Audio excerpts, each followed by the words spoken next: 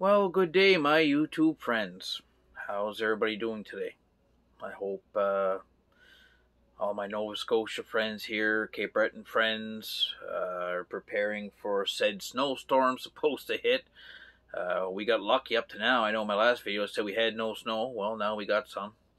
I guess upwards of 60 centimeters for my area up into Tuesday. So looks like I'll be doing some shoveling. Yay. So what I want to talk about in this video is a subject that sort of, I want to clear the air on something, on some maybe a misconception people have, or a misunderstanding of sorts. Seen a video, a guy had a old hammer gun, twist barrels. I'm assuming by the looks, the construction, I'm pretty well versed in it looked Belgian. It could have been an English gun, but to me it looked Belgian, like the trade name Belgian gun. There's a lot of them around. They were sold through hardware stores. They were sold through Sears catalogs, whatnot. They were cheap guns. But you know what? If they were shot with the proper ammunition, they put a lot of meat on people's tables back in the day. And if they were well cared for, and some of the examples I still own, they still work today, and they can do the same thing. So what we have to bear in mind is that the gentleman said it's okay to shoot low brass ammunition in them, but not high brass. So here we have a sort of like a categorization of the ammo as being the hull construction, high brass or low brass. So what I have here is a couple of examples, and I'm going to give you my 5 cents, because pennies don't exist anymore in Canada. So we got nickels, so I'll give you my 5 cents. So what we have here is a low brass. This is your cheapy Winchester. You can get them in the Walmart, our Canadian Tire stores, all the gun shops. Universal bulk pack, cheapy. Here we go, Winchester, factory loaded, 2 3/4 inch, 1 1/8 ounce. These are number 4 shots. Doesn't matter the shot size at all. It's the payload that we're talking about, and low brass. Okay, this is 2 3/4 inch. Now what I have is another 1 1/8 ounce load. This is a high velocity 1 1/8 ounce. These are kind of high velocity as well. They both, on the boxes, they both read the same. These are like 1,200 feet per second, as are these. So here we have a high brass and a low brass cartridge, both 2 3/4 inch. Which one do you think is safe or not safe to shoot in an old Damascus barrel shotgun? The answer is neither. They're both the same pressure, for the most part. Same load, same payload, same length, same problem. These are smokeless powder loaded ammunition. These are not designed to be shot in a gun that came from a time period where smokeless powder hadn't been even put in shot shells yet. So they shot black powder. Another issue is those old shotguns are not, for the most part, 2 3/4 inch chambered. What does it do when you shoot a 2 3/4 inch shot shell and let's say a 2.5 inch chamber? I'm going to show you. We have here we go, perfect example. This is a 2 3/4 inch ammunition, 2 3/4 inch 12 gauge that I fired recently. Remington, a shell I've reloaded before. Actually, you know what? I think this is a this is factory. So it's a Remington STS Light 7.5 shot. So as you see, it's been fired and the crimp is opened to its full length of 2 3/4 inch. Well, here is a factory 2.5, and there's your difference. As you see, they're both rim to rim. They're 1/4 inch in the difference in height. Obviously, do your math. 2.5, 2 3/4, 1/4 inch. Now, these were both smokeless loaded. This is factory smokeless. This is factory smokeless. So in a 2 3/4 inch chambered gun, these shells would be perfectly fine either way, as long as they're proof for smokeless powder. So in my Model 610 Husqvarna, these would work fine conversely. You could put this one in one barrel, this one in another barrel, and the gun will shoot just fine, no problem. But then we get to an old gun that's 2.5 inch chambered. So let's say I put said shells in black powder proofed gun from years gone by. This is smokeless, and it's longer than the chamber on the gun. Now we have a couple of problems and possibly a big issue going to happen here. Number one, it's loaded with smokeless powder. It creates more pressure to begin with, even in a regular chamber, than black powder would create. This factory loaded shell probably makes close to 10,000 psi. Now, in modern day technology and terminologies, is that a crazy amount of pressure in a shotgun? No, it's normal. It's the factory standard. In a gun that's 120 years old, this is a lot. Powders just didn't make the pressure this did years ago. A black powder load of the day might have made between the 5 to 7,000 psi at the most. And that's if you had a heavy load, like 1.25 ounces or ounce and maybe 3/8 or something, like a heavy duck load, a water valve load. But for the most part, like a black powder 1 ounce or 1.125 ounce load generally makes around the 5,000 psi mark in a 2.5 inch chamber. So those old guns were proofed at a point to where they double charge that. The barrels pass proof, and then they go into a service load with a proof, and then the guns go into service, and they're shot with the regular proof load that it's made for. So this gentleman had a gun, said it was shot with modern high-velocity ammunition. It was Damascus, and the barrel blew about 5 inches ahead of the forend. Luckily, I don't think the guy was injured because the forend wasn't chipped or blown apart that I seen. It blew ahead of it. So I'll explain it in brief terms here. Damascus barrels, and I have my shotgun here in my lap. I'll show you. This one here is my 16 gauge side-by-side hammer gun. It's clear. So as you see, they start fairly thick on the breeches. Now, as these barrels are made, they taper and they get thin. And as you'll see here, that's much thinner on the end. Now, this diameter here carries on almost about midpoint of the barrel. Once you get down so far in the Damascus barrel, they don't get any like thinner or smaller. They kind of just get one cylindrical diameter. So black powder burns. A very big boom here, and it's lost abruptly going down the barrel. It loses steam fast. So the rest of your barrel here is pretty much just a stabilizing of the shot column. It's a stabilization of the shot column. There's no excessive pressure built with black powder here because it's losing pressure as it goes out. So that's why them barrels were made this way, and that's why black powder was used, because they could make the barrels that way. The powder had a pressure curve and a burn rate that way, and they went hand in hand. So these guns were all proof for black powder. Now we get into smokeless powder. Smokeless powder burns progressively. So it's boom, and it does create a bit of a bang going out. It does keep pressure more steady and more constant. So you would want a heavier barrel material or maybe a thicker wall barrel here to withstand that pressure and keep the shot going out the barrel in a safe manner. Well, what happens with these old guns is if you got rust or pitting or dents or bulges, it makes weak points in the barrel. And where is, other than the muzzle, what is the first place pressure tries to escape? It's going to try and get out those inclusions, those pits, those bulges, those whatnots.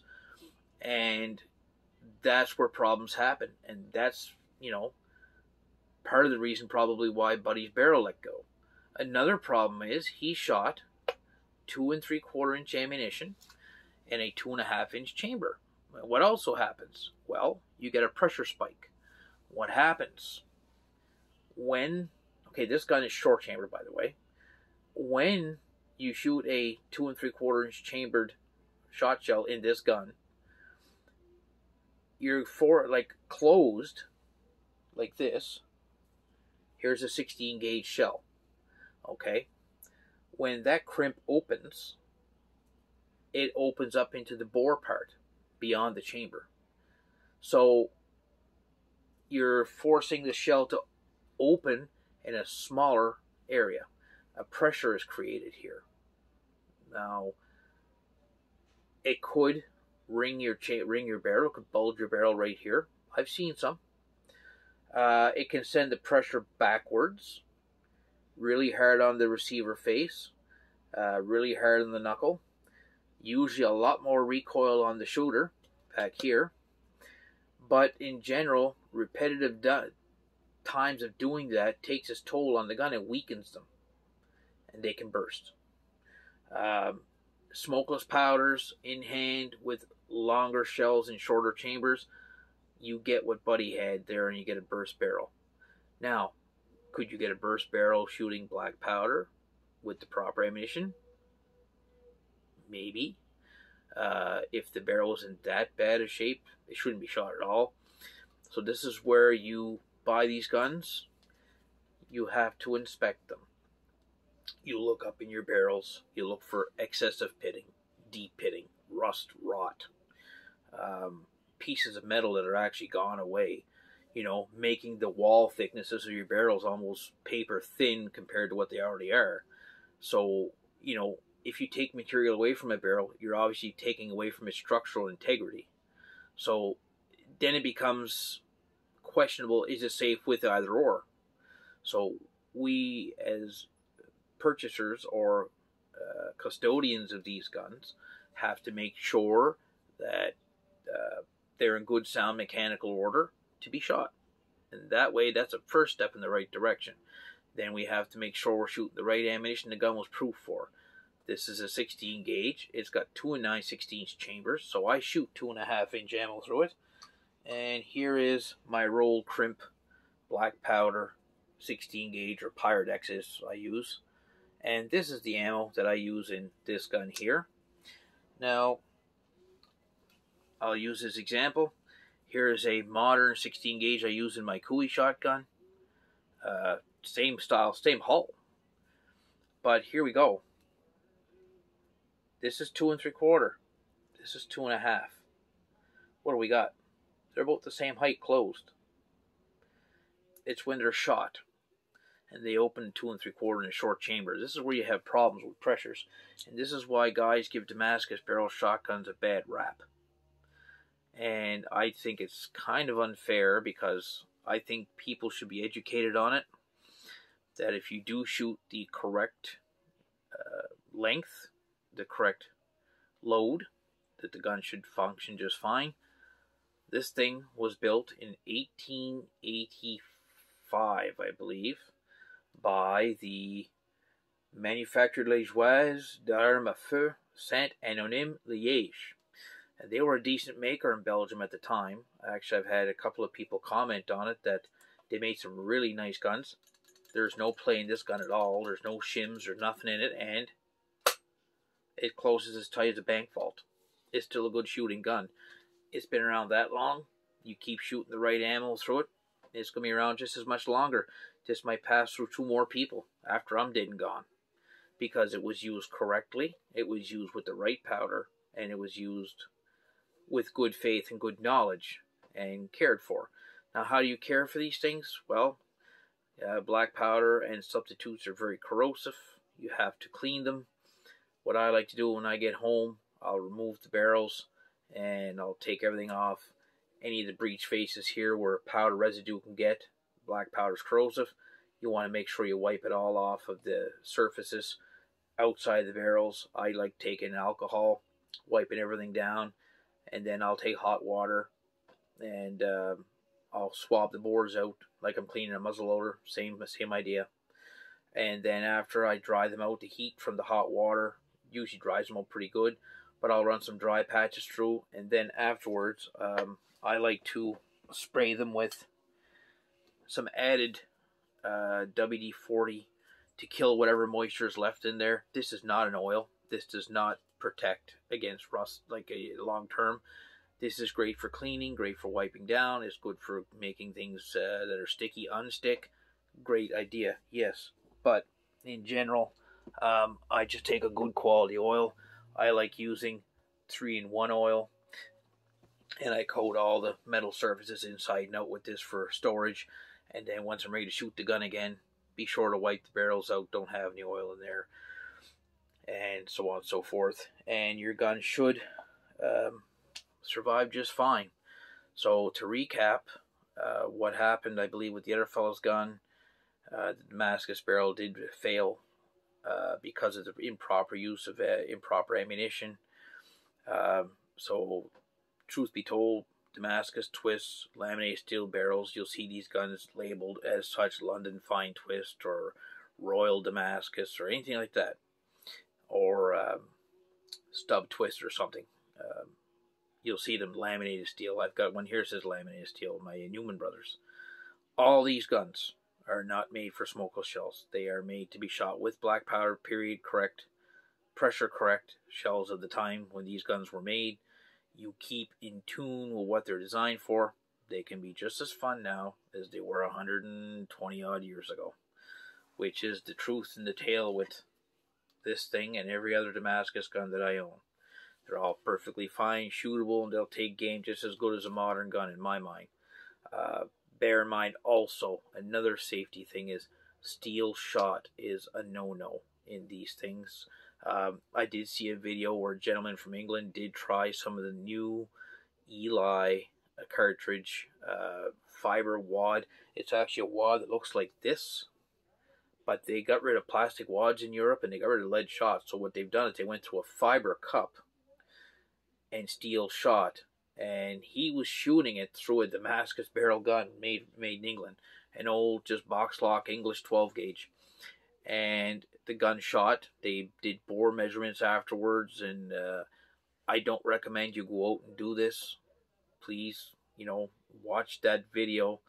I believe it's called The Gun Shop. They're a very big channel.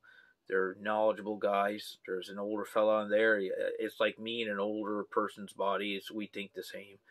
And he wanted to prove that it could still be done, that the English guns were made of quality, which he's right. They are. But there's no need to push the envelope. Maybe your English gun is not in the condition his was, or it's in the condition that mine is. And that's where you have to do diligence. Have your gun in. If you're not sure, get the thing checked out. Do yourself a favor. Give the gunsmith $50. Say, here, I want you to look at this thing and see if it's safe to shoot. You don't, excuse me, you don't want catastrophic failure. A bystander gets a piece of barrel, or yourself, or you get some injury to your hand, because where do people usually hold a double barrel when you're shooting? Right here. You got it up here like this. And if the barrel lets go with your hands around there, well, you're going to have some medical issues and need to see a emergency room physician for sure. But we want to avoid that. So some of the ways that we do when we can avoid it is, A, make sure, the chamber length of your gun is the chamber length of the shells that you're using. Secondly, make sure that your gun is proofed for smokeless powder. If not, you use black powder.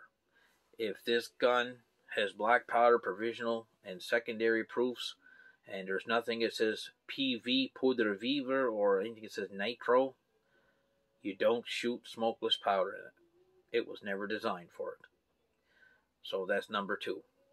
And if you're going to load the ammunition yourself, don't try and go make a 200 grain black powder load. Follow load books. Follow tested data. Use proper components. And this thing is still here since 1880 something. And it's going to be around for a long time yet. And it's not a Belgian rattle trap. There's like no play. And there's no shims in this thing. And it's just tight as the day it was built. And still serviceable. So You follow all those steps, and that is the safest and best way to avoid the situation that that gentleman had, where the barrel peeled open up here, like a stretch about this long, just ahead of the fore end, in the thin part. My belief is that the barrel had a bad spot, a lot of rust, poor condition. The outward appearance of his gun was poor to poor plus. There was a substantial amount of surface rust on the gun. It looked terrible. I did not see the inside of the bores, other than just where the gap of the steel was gone. Again, you can't tell by that one spot. You got to gauge it at a whole, look at it throughout one end to the other, both bores, and so on and so forth. So, to finalize about high brass and low brass, there is no difference between these two cartridges as far as, these two cartridges here. These are two 1/8 ounce field loads. One's loaded in the high brass case, one's loaded in the low brass case. They create the same pressure. They pose the same problem in an older gun. This is not safe. This is not safe. So, everybody, do your homework, and don't be afraid to ask questions to anybody that's got experience with them, and go from there and enjoy your gun. Use it as it was intended to be used. Don't try and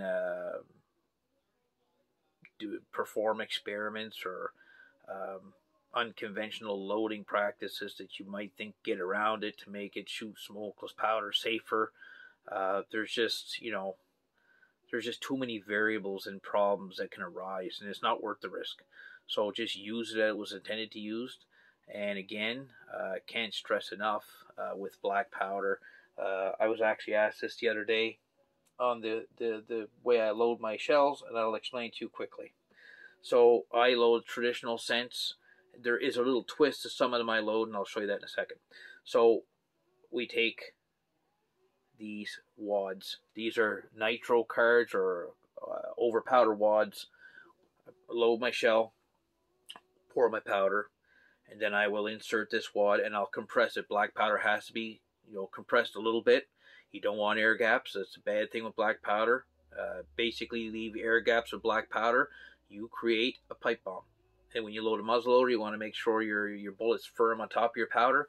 When you load shot wad, you want to make sure they're firmly on top of the powder. So now we have our over powder wad. We use our cushion wad. These are made of fiber. They are cushiony. These are waxed. These are a little bit more durable. And these are old. These are probably from the 1930s, 40s, 50s, something like that. I've got a bunch of them. So we put that on top of our card wad. And then what I like to do is I'll put another card wad on top of that, and it makes like a little cookie, or a piston as I call it. So you can see you got your first gas seal, your cushion, your secondary gas seal. But this secondary gas seal also serves to keep the shot from under compression and under fire to upset itself into the wad and distort the wad and bust your gas seal. This also, they all perform as a gas seal, but this is also a cushion wad. This takes a little bit of the bump out of it. It reduces recoil. It would be like in your modern shot wad where you have your crush section here, and when you shoot, that compresses. And that's sort of what this does 120 some odd years ago. And they made fiber wad shells, and they still make them today. They're the traditional, there's some smokeless loads that are made like this. Black powder and smokeless, Kent Game Bore still makes them. RST, Boss Cartridge, Polywad, they make vintage loadings for older guns if you don't want to hand load. Again, the other little way you can get around it, and I wouldn't suggest this unless you're a skilled, seasoned reloader. What I'll do to get better patterns and improve patterns, I'll still use the gas seal. Right now. I'll use my gas seal, and then I will use my cushion wad, and then I will take my plastic shot cup, which I've trimmed off of a normal wad. If you don't have those, that's fine. You can use this. You can trim that plastic bottom crush area off with a utility knife. take the cup, and then you seat the cup on top as such. And I find you can get a little bit better patterning. It helps. Is combining the old technology with the new. And the issue with using a full wad like this with black powder, there's guys that do it, okay? But here's the problem I encountered. Every time that this is fired through the bore with black powder, the black powder comes in contact with this base piece right here, this gas seal. This is a gas seal. So when the black powder heats this up, it melts. Of course, plastic melts. As it goes down through the barrel, on fire virtually, it leaves a film of plastic. And then after every shot, it cools and hardens. And after every other shot, there's more and more and more. What you're going to notice is every time you shoot that gun, your first shot might have kicked you. Okay, boom. And then it might be boom. Then it might be bang, and it might, because you're forcing the wad through a constricted bore size. So it's almost like you're creating a choke from the start to finish rather than having a choke on the end. So that increases pressure as well. That's a dangerous thing with black powder. So by using the plastic shot cup, it doesn't come in contact with the flame from the black powder. The other wads kind of separate. It's like a wall. So this method would be okay. To use this method on top of the powder, in my mind, is a no-no. And there's guys that disagree with me. You're free to do so. I've been shooting these things a long time. I think my knowledge is, decent. I'm not a professional. I'm not a gunsmith. But I'm an avid shooter, reloader, and collector of these things. And I have the utmost respect for them. And if you, like I said, you shoot them the way they're supposed to be, they'll be around for another 120 odd years. So, guys, any questions, you send me a message in the comments. You want to talk about another topic, loading, you want me to go make a video of how I load a cartridge or whatever, I'll do that for you. That's not a problem at all. I'll even do a couple on the mech loader, conventional loads. Some people say, what do you call a conventional load? Well, conventional loading to me is loading a shot shell with a star crimp like this here. This is another 16 gauge I have, smokeless, 2 3/4 inch for my Cooey shotgun. And because 16 gauge ammo up here is getting hard to find and expensive, so I scrounge up whatever hulls and wads I can at gun shows or online, and I buy it, I hang on to them. And these are really hard to find, so these Remington hulls. But you can see there, that's conventionally loaded, what I call it. And this is sort of unconventional, where you have to tailor it and cut it and crimp it with a roll tool and black powder and fiber wads and whatnot. But you can still use plastic hulls to do this. You don't have to use paper hulls. You can use plastic. But you're loading it in the old-fashioned sense with old-fashioned tools like this. This is the 16 gauge tool that I use for this shotgun here. And it's probably just as old as the gun. So look at that. Old tools, old guns. Load shells the old way. And this thing will last. So we'll leave you with that. If you got any questions, feel free to ask. But remember, high brass and low brass, there's a difference, yeah. You got high brass on one and low brass on the other. Like that. At the end of the day, those two loads are the same when it comes to pressure. So both are unsafe in an old Damascus gun if it's smokeless loaded. And chambers, make sure you're shooting your correct length of shell, so your correct chamber length. Have a gunsmith check your chambers if you're unsure. And be safe, guys. Any questions that I can help you with, like I said, message. I'll answer to my best of my knowledge. And we'll go from there. So hopefully my Nova Scotia friends, as I just mentioned, it is snowing now. It's coming out of it looks like the easterly direction. Hoping that it's not too bad of a snow event.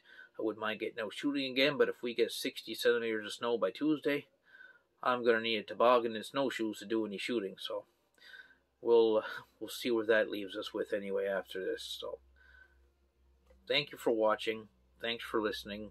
And thanks for your ongoing support with my channel and liking my videos and subscribing. I enjoy doing this, and it's a pastime for me. As I'm home every day. Since I had my surgery, I don't go back to work anymore. So this is kind of a hobby and pastime for me. So I really appreciate it, guys, and we'll see you on the next one. You guys take care of yourselves. Stay safe.